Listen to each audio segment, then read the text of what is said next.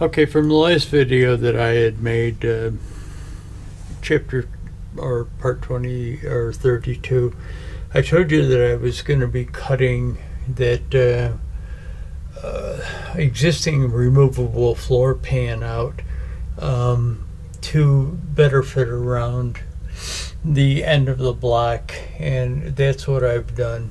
So now what I will do is I will probably bolt this back in place, fill these holes in, and make that dog coop come out and come down in here. So as I had said in the other video, I would have room from the engine compartment to be able to pull those rear head bolts out. But anyways, I'll bring you back as I progress along here. Okay, welcome to chapter 33. As you saw from the first part, I got that original floor pan back in there and cut out to fit where that dog coop is going to go.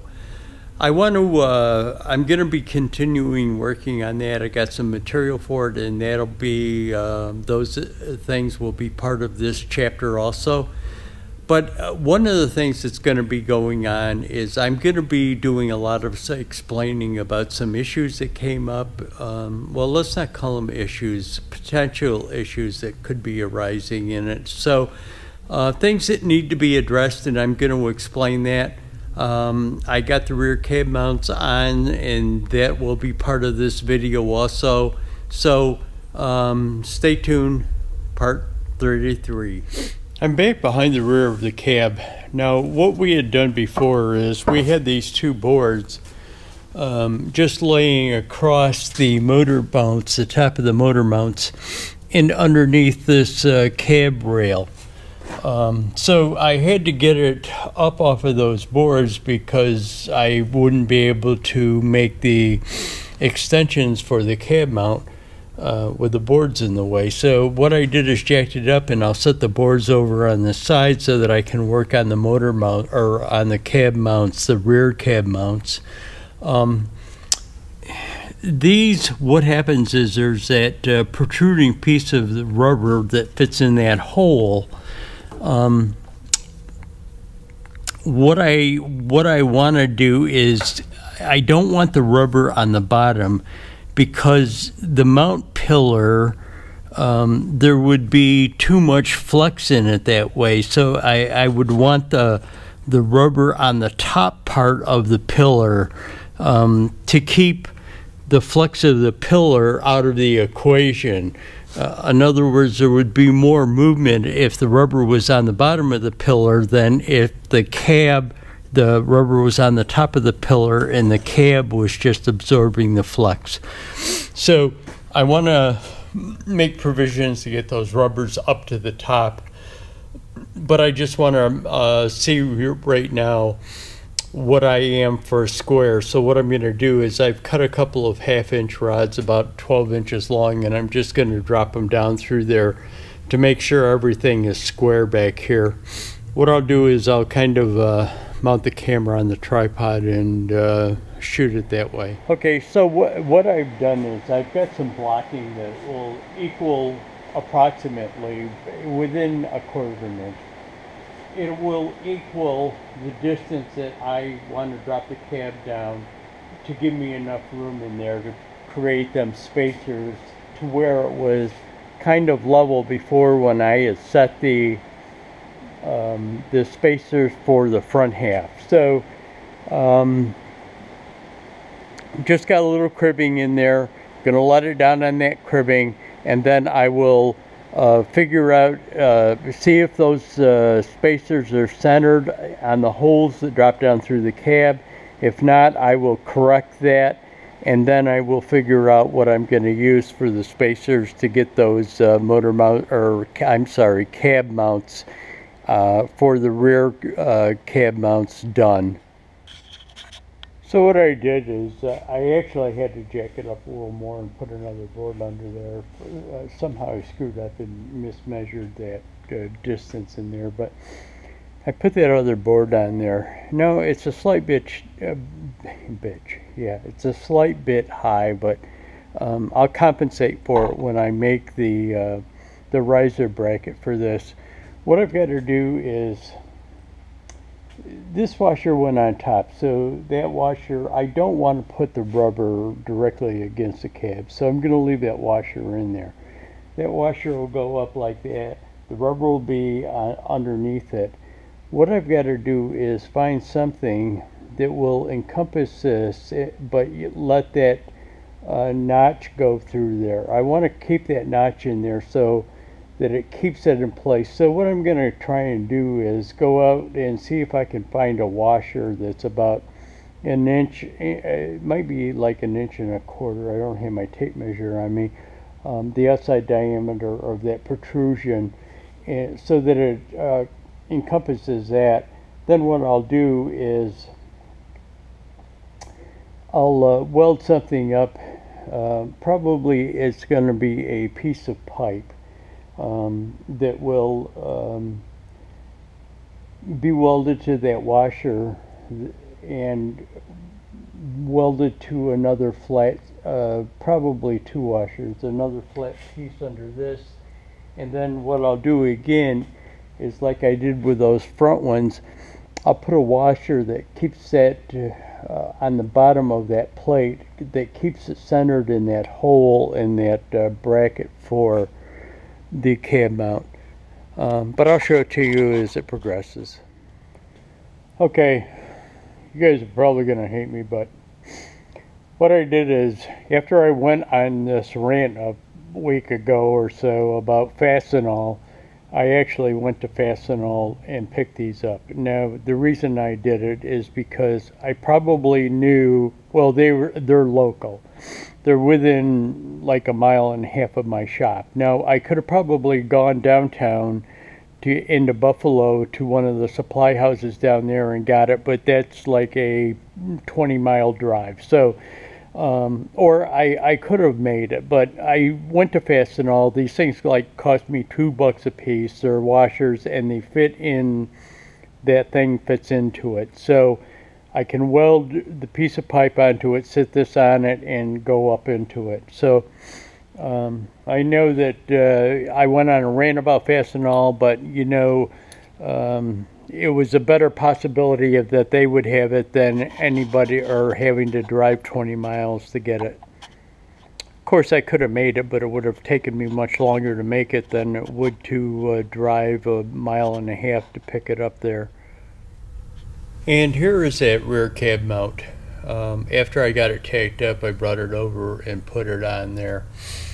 And again, as you know from the description, I put a washer on the bottom of this plate too, so that it would fit in that hole, that there's a large hole in the bottom of that, so that it would center itself in the hole and keep that from shifting back and forth, because otherwise the rod would go down through it and there would be a lot of play, in there. It's not like you would be able to tighten that thing totally, because you've got a rubber bushing there that's providing the cab with some flexibility.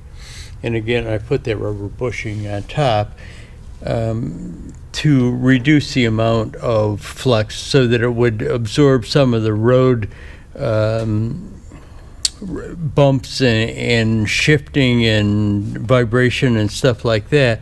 But I didn't want to put it down to the bottom, because it would transmit, that shifting would transmit through this and create a lot more give of the cab, or shifting of the cab through, because it would kind of multiply that shifting through that bracket.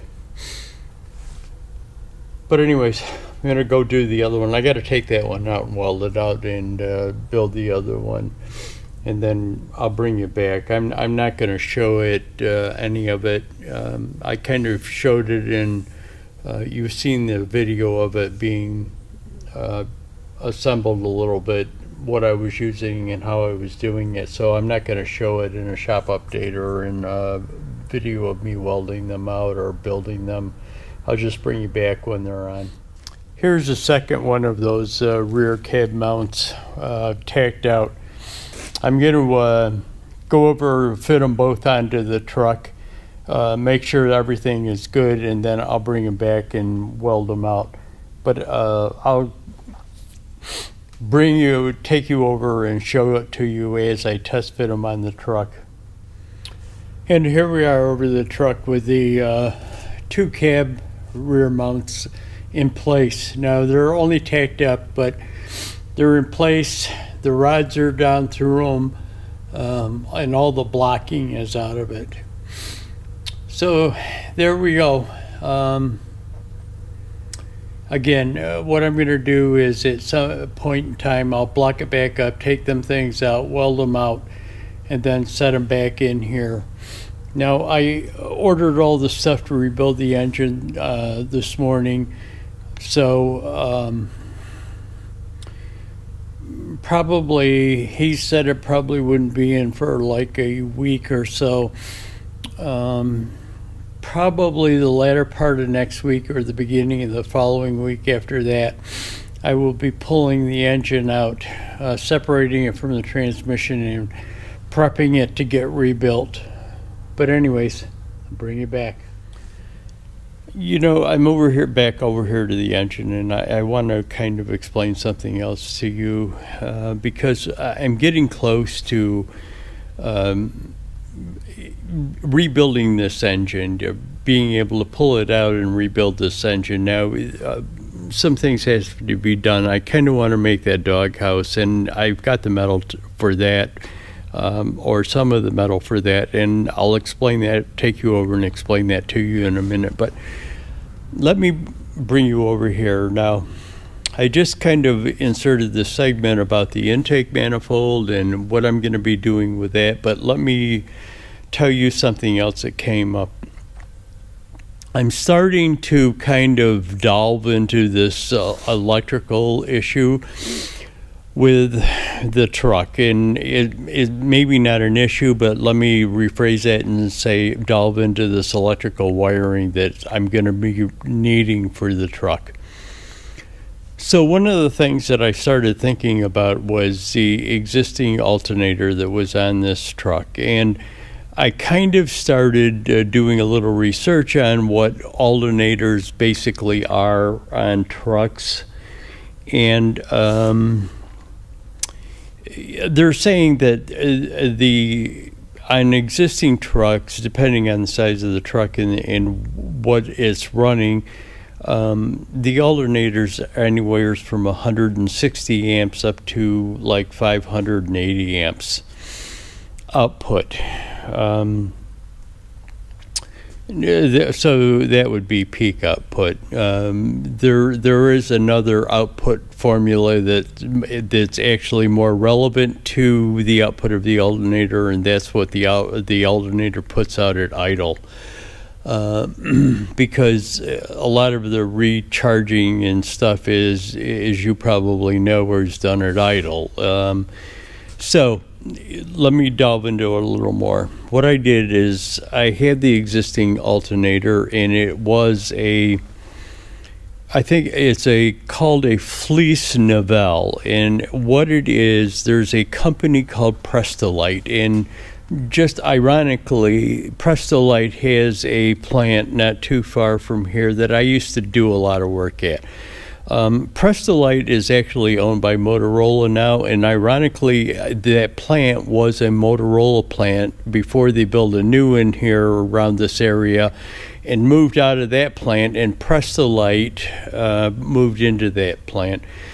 What Prestolite does is, well, I think Prestolite, the company, does a lot of things, but what this plant manufactured was alternators for large trucks, and they manufactured a lot of alternators for military vehicles.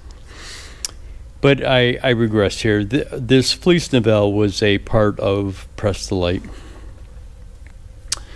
So what I did is I have a shop that rebuilds generators, alternators, electric motors, but basically they kind of specialize in automotive alternators, generators, but they do electric motors also. I stopped over to him and told him what I had. The Fleece-Nivelle alternator, 160 amps, and then I kind of explained to him what I'm building and what my electrical requirements are going to be. And he said, well, that 160 amp alternator is kind of on the low side of really what you need. So you kind of need to think about the alternator, if it what money you're going to spend to have it rebuilt, refurbished, and for just to make sure that it's going to be good and it's going to be in good condition to put in this truck, and you're going to be confident of it. Versus that you really probably might want to think about going to a bigger alternator, something up in the high 200 to low 300 amp range. But he says one of the things that you have to think about is will the bigger alternator fit into your application? So what I did is I came back to the shop and I put on this idler pulley water port assembly, which also houses the alternator. The alternator fits onto a bracket here and comes in here. Now what the problem is I put it on, and maybe I can throw a pick and pick here and show you how close it came. It came within 2 inches of the oil cooler flange on the side of the engine. So I went back over to him and told him, actually what I did is I took my alternator, the old alternator, back to him. And then I, at the same time, told him what I had here for a distance from the old alternator. And he says, well, I got to tell you, I don't think a new alternator will work in that position, because the new alternator with a higher output is probably going to be in the range of 4 to 5 inches longer. So he said, he took my old alternator and he says, well, why don't you just let me check it out, see if it's good condition, and why don't you just run your old alternator and see how it works for you, you know, and then if you have to get a new alternator. Now let me explain to you that I was looking at a 280 amp alternator, and roughly the price on that thing would be around $700. So, and again, it wouldn't fit in here. So if I do have to go to a bigger alternator, I'm going to have to come up with probably some kind of a bracket that would offset it to be able to fit into here. And then I would have to come up with some kind of a bigger belt or a different belt system to drive that alternator. So right now what I'm doing is the alternator's over there. He's going to test it, make sure it's working good, and what I'm kind of, you know, if I need to put anything into it like bearings or anything like that, I'll probably do that and run that on here.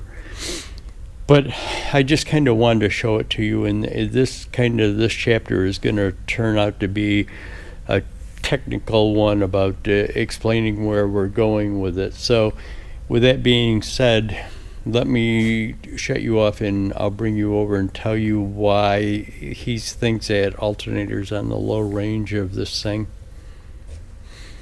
Okay, so one of the things that I've talked about in past videos is the battery boxes are going to be utilized as the steps. I mean, they make battery boxes for trucks that have steps on them. So what I was going to do is put battery boxes underneath the cab doors and use them for steps and the battery box. That way I don't have to have the battery boxes, a separate battery box located in the back, because one of the things that I want to do is get fairly large saddle tanks for this thing. So I kind of like to keep the saddle tank in a smaller diameter, like a 24-inch tank that comes out of a Peterbilt. And they're about, if I remember, I think they're about 5 feet or 60 inches long. So they're 24 inches in diameter, 5 feet long. And they approximately hold 100 gallons apiece, and that's kind of what I would like to run. One tank on both sides, so saddle tanks in the back. That would give me enough room with the battery box and the tank well before the rear axle spring shackle.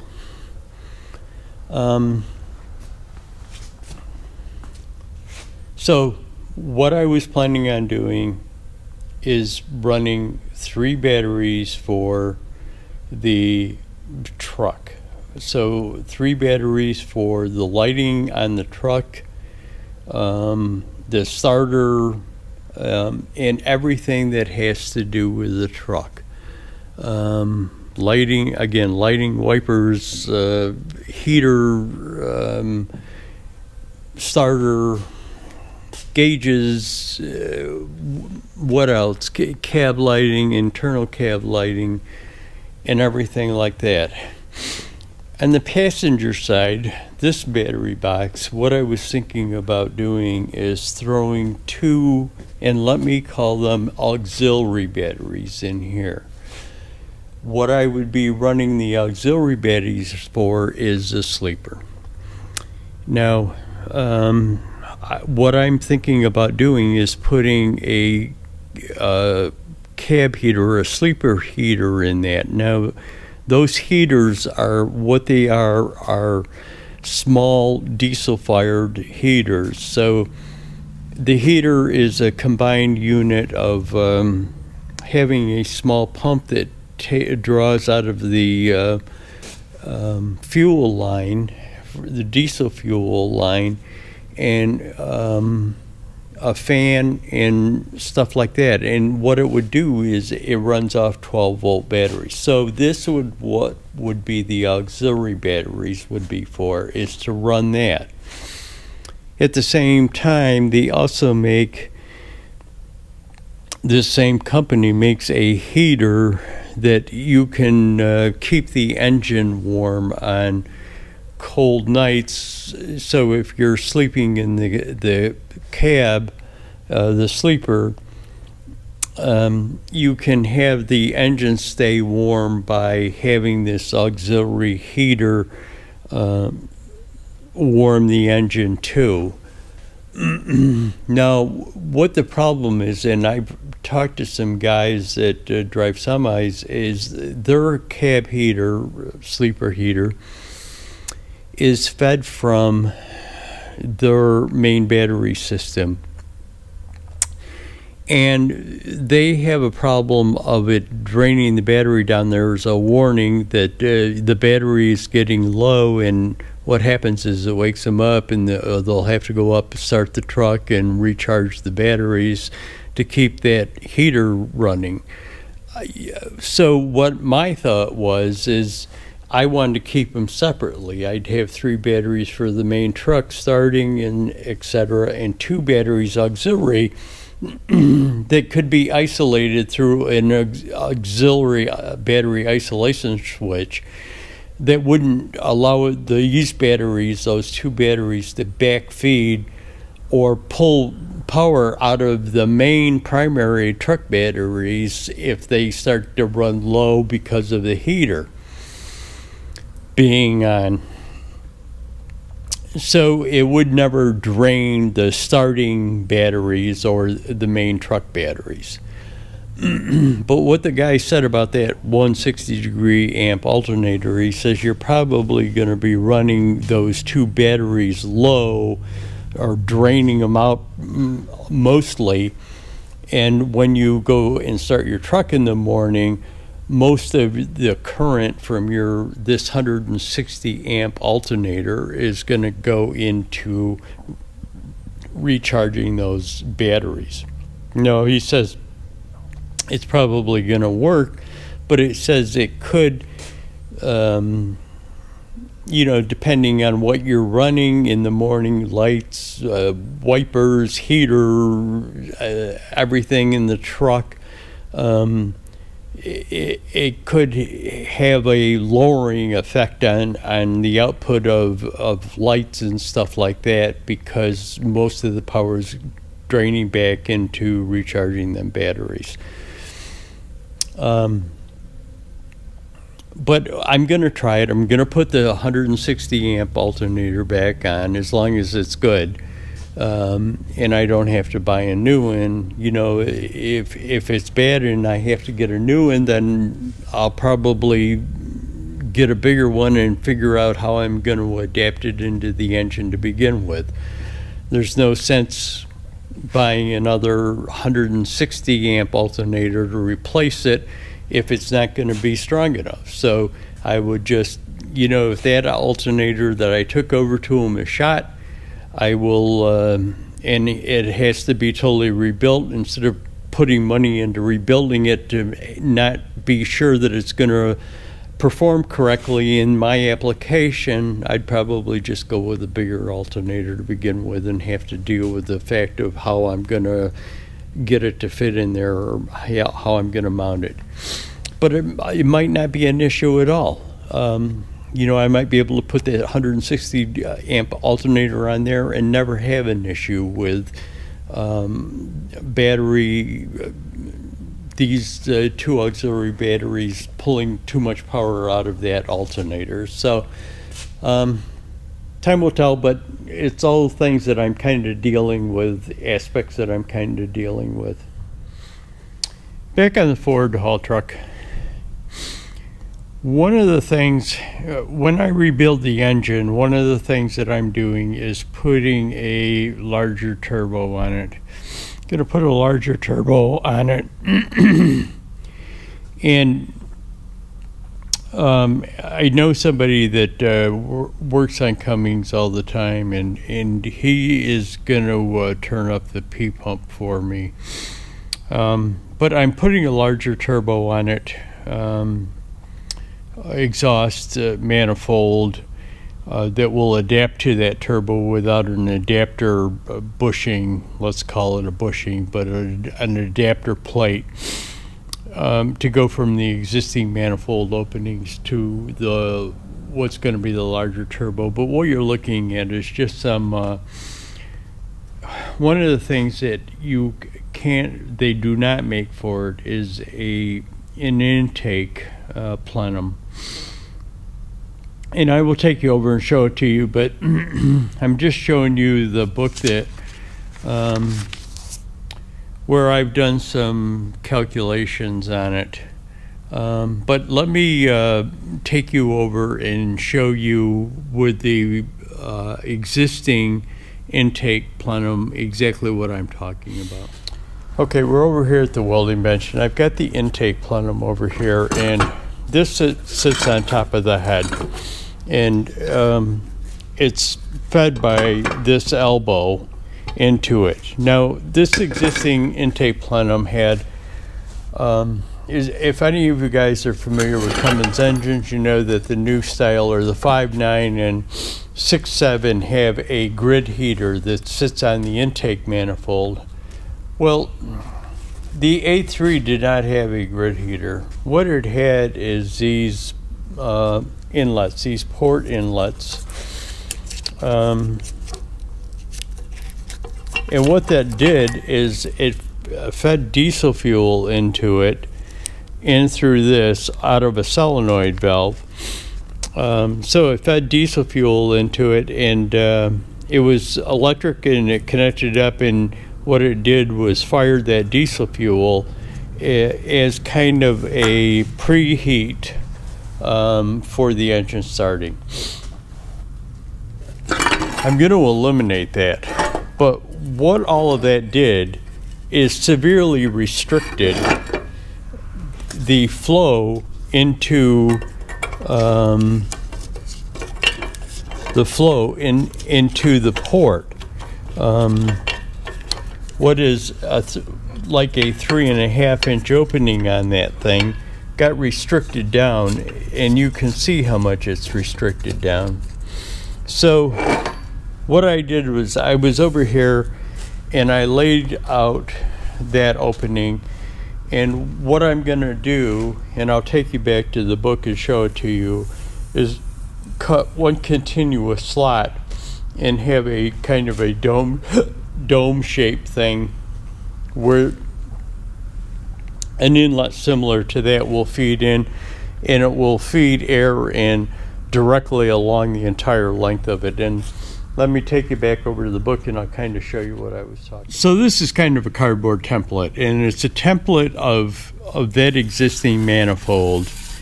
And what I'm going to do is cut a slot in it. Now, this solid line in here, this dashed line kind of represents the center line of the manifold. And this solid line kind of represents the slot that I'm going to be cutting in it. Now, originally this, I had this thing 2 1/8 inches wide. Well, that's what the opening in the head is, and I'll take you over and kind of show that to you. But I'm going to narrow this up a little bit. If I take the surface area of this, so again, it was originally 2 1/8. I'm going to open it up to 1 7/8, and that will allow me to get this, build up the side walls without bolt interference on the sides of it. What I did is put a couple of bolts through it and figured out how much room that you needed to get the bolt back in, given the fact of the sidewall thickness and the weld that is going to be going along here. So it's going to be opened up to 1 7/8. So if you come back over here, and hopefully you're not blowing out, but come back over here, this is kind of a side view of the representation of what I'm going to be building. It's going to be kind of a domed shaped thing, a curved dome shaped thing, with a big enough for a 4-inch outlet. Now, that outlet that you saw that was original was a 3.5-inch outlet, so I'm going to probably increase it to a 4-inch outlet. But what I've done is done the surface area, the opened area of it. So if I go 1 7/8, and it's going to be 21 inches long, the slot, that gives me 39.3 square inches of opening. And if you take the size, if you consider, if I bring in a 4-inch outlet, I've done that calculation someplace. I don't remember even where it was. I kind of originally figured a 3-inch outlet, but that is like 10 inches of square opening. So there's going to be more than enough air in. The other fact of this thing, what it will do is distribute the air more evenly down across that intake manifold. Now let me take you over to the engine, and I'll kind of, the engine where the head is, and I'll kind of explain that to you. Okay, over here at the engine, so this is the head, and this is that intake plenum that feeds the cylinders from the turbocharger. The turbocharger gets pumped into this and it feeds the cylinders. Well, I brought that intake manifold over here, and as you can see, what it did is it only brought air into one little section of it, and it was very restricted considering the size of this opening and the size of the feed. Sorry, you probably weren't seeing that because of the light. But it was very restricted. So what the new one is going to be is kind of a domed shape thing, a curved dome shape thing with a 4-inch outlet, and basically it's going to have an opening the size of this opening all the way down through, which will distribute air into this plenum more evenly than this existing thing did. But anyways, that's the plan on that. So as I had told you, I had gone down and gotten some metal for to build things. Some of this metal, this sheet right here is going to be used for the sides of that intake manifold that I'm going to be building. Some of this other metal is going to be used for the dog tube and to the bump out that's going around the engine. And I also got this sheet over here, which is probably going to be used for the dog coop, and also going to be used to maybe start forming that console that I need for gauges and switches. So I just got some material. More than likely I'm going to be needing more of it, depending on how it goes and what I do. You know, at this point, you know, I go down and buy this stuff dropped and get it pretty cheaply. What they do is measure drops by weight, and I had like 48 pounds of stuff that I bought yesterday and paid 40 bucks for it. So I get the stuff pretty cheap.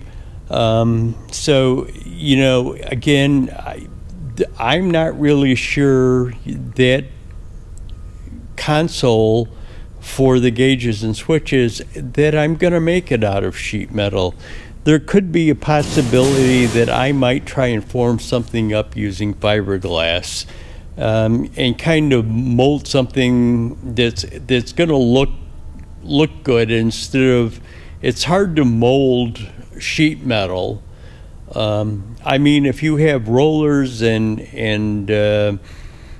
beading equipment and stuff, you can do that. But if you don't have that stuff, it's kind of hard to form stuff that doesn't look boxy, square corners and stuff. So I'm still thinking about that, but I've got material. It's not like I'd never use it if I've got it. So I've got material, and those are some other things that I'm going to be working on.